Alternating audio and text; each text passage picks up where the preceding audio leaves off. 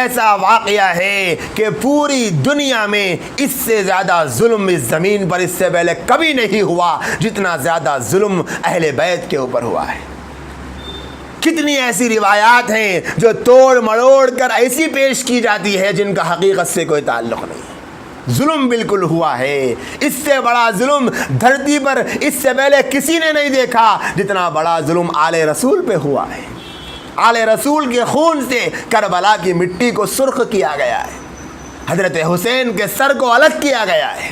ہم ان باتوں کو بیان بھی نہیں کر سکتے، ہم کیسے ان باتوں کو بیان کریں جن کے بارے میں نبی نے فرمایا حسین مجھ سے ہے، میں حسین سے ہوں۔ جس گود میں دونوں جہان کے سردار کی گود میں حسین کھیل کر بڑے ہوئے ہو، جس جسم کا وہ حصہ ہو، حضرت فاطمہ رضی اللہ تعالی عنہ جب دوسری مرتبہ حمل سے ہوئی تو اللہ کے نبی کی ایک زوجہ نے فرمایا یا رسول اللہ، کسی صحابیہ نے یا زوجہ نے یہ فرمایا خاتون نے یا رسول اللہ میں نے خواب دیکھا ہے آپ کے جسم کا ایک ٹکڑا کٹ کر میری گود میں ڈال دیا گیا، کیا مطلب ہے؟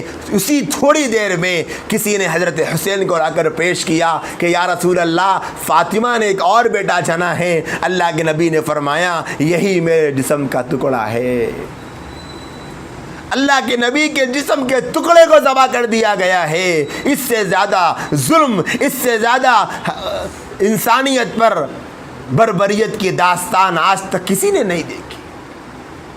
واقعتاً کربلا کے میدان میں جو ہوا انسانیت کا سب سے بدترین ظلم تھا۔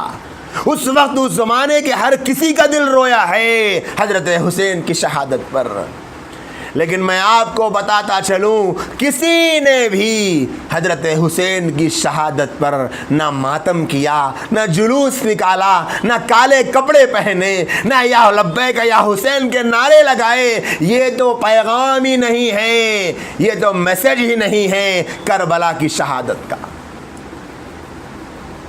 کیا آج ہی حضرت حسین کے سچے عاشق پیدا ہو گئے؟ کیا اس زمانے میں عاشق حسین نہیں تھے؟ کیا اس زمانے میں حسینیوں کی کمی تھی جو آج کے لوگ اپنے آپ کو حضرت حسین کی تعلیمات کی دھجیاں اڑا کر اپنے آپ کو حضرت حسین کا سچا فالوور کہتے ہیں؟ کتنے صحابہ اس زمانے میں موجود تھے۔ یہ سن 61 کا واقعہ ہے۔ 61 ہجری میں 10 محرم کو جمعہ کے دن 55 سال 5 مہینے 5 دن کی عمر پا کر حضرت حسین شہید کر دی۔ تقریباً اس کے بعد 40 سال تک صحابہ موجود تھے۔ 40 سال میں کتنے صحابہ نے ماتم کیا، کتنے صحابہ نے جلوس نکالے، کتنے صحابہ نے ہائے ہائے کیا، کتنے صحابہ نے روئے، ہم کو کہیں نہیں ملے گا۔ بلکہ بخاری شریف کی روایت ہے نبی علیہ السلام فرماتے ہیں جس نے ماتم کیا، جس نے اپنے سر کو چہرے کو پیٹا، جس نے اپنے کپڑے کو پھاڑا وہ ہم میں سے نہیں ہے، اس کا تعلق ہم سے نہیں ہے۔